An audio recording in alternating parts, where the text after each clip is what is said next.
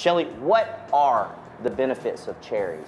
Cherries are one of those great superfoods because they're loaded with antioxidants, so they help reduce risk of cancers. They also have melatonin, which helps with sleep cycle, and they're high in potassium. So they're really good post-workout food because they help with cramping and actually for people with gout. Shelly, oftentimes I hear about sweet potatoes being a superfood. What can you tell us about the characteristics of sweet potatoes?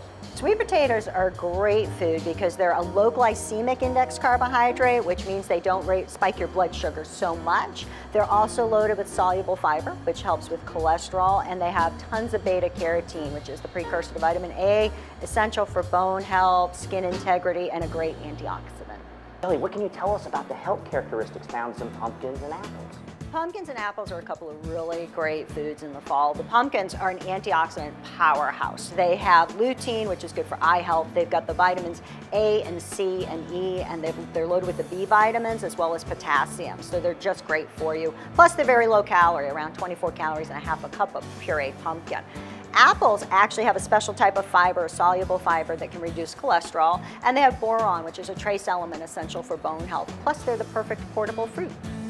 What is the difference between natural and organic foods? Natural and organic are two very different things. Natural only has a definition by the USDA related to meat and poultry, and it means minimally processed, no artificial ingredients.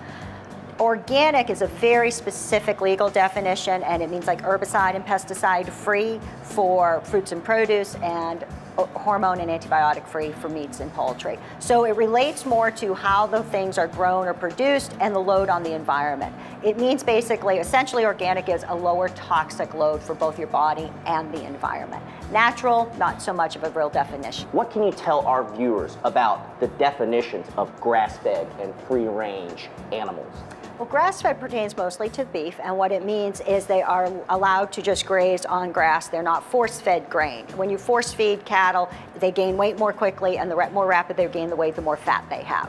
So with grass-fed, it is a more naturally raised beef, and it tends to be a little bit on the leaner side. It might be higher in omega-3 fatty acids. There's some studies looking at that, and you just have to cook it the way you would any piece of meat, but it's generally a heart healthier kind of food.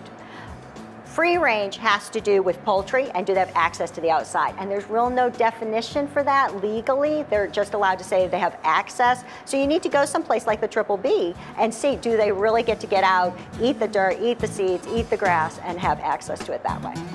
What type of advice can you give to Americans about portions and what the portion sizes should be at Thanksgiving?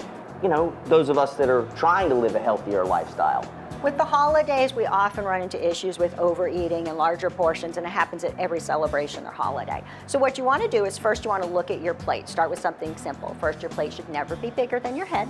And then you want to make your plate half vegetable, quarter lean protein, quarter starch or carbohydrate. That way you have portion control. And then above all, slow down, savor your food, and enjoy your time with your family and friends.